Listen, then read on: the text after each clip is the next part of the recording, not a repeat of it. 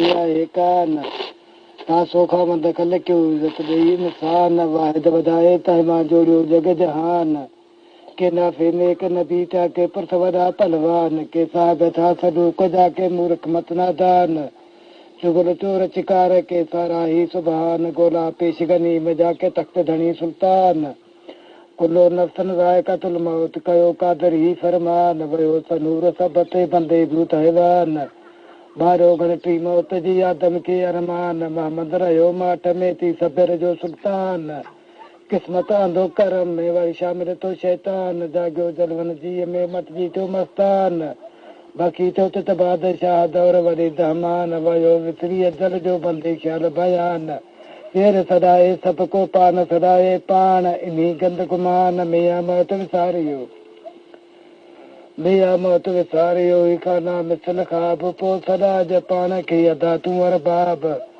जॾहिं हिन जहानमा वञ की साण नवाब कई पूरा कीन कया कात भित किताब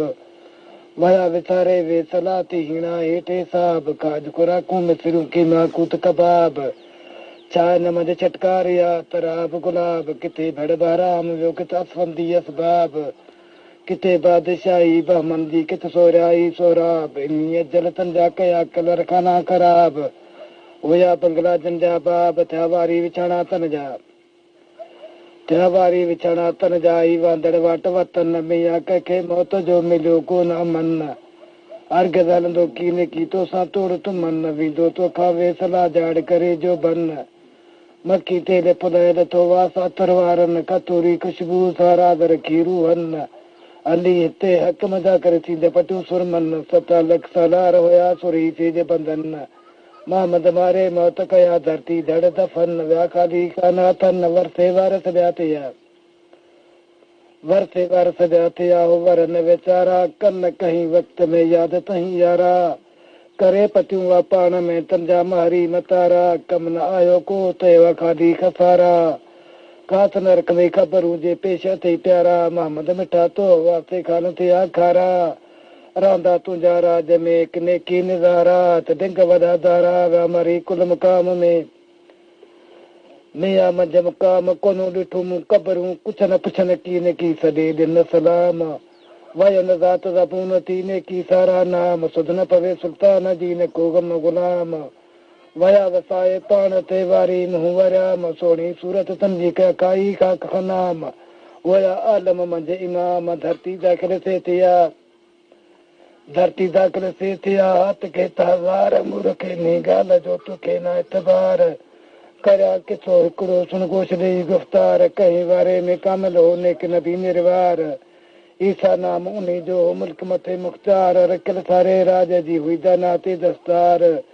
मशरक मगरब विच में कंदा कुल कुफार चढ़ियो ॾाढे चाह मां रखी शौक़ शिकार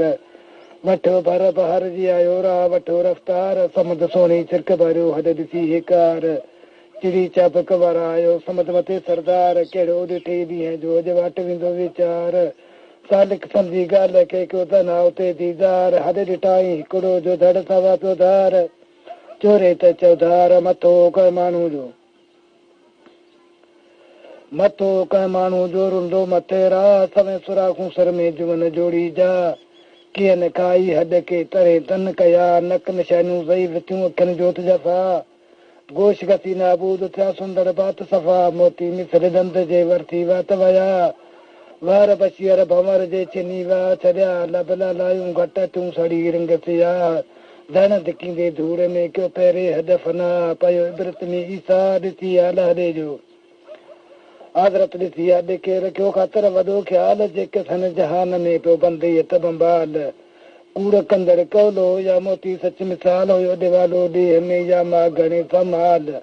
सुञो सरो हिकिड़ो जा वॾे विया अयाल रुंदो राह मुसाफ़िर हुया इज़त वॾी इक़बाल अॾ ॾिठी हाल लही वीर वेही रहियो ख़्याल रखी ख़ातिर मूंखे न आहे मज़कूर जी कल नी कादर अॾ ॾिठो मूं हिकिड़ो सुञो अदम सर मर्द मेरी जो आहे को नाम कहिड़े नादर सठो कीन ज़मीन ही पंहिंजे पेट ख़बर जेका सन जहान में बांधी कया बांवर महाराजो मोहम्मद चवे तोड़े नी तकबर पुछां ख़ासि ख़बर सिसी नी सा पवे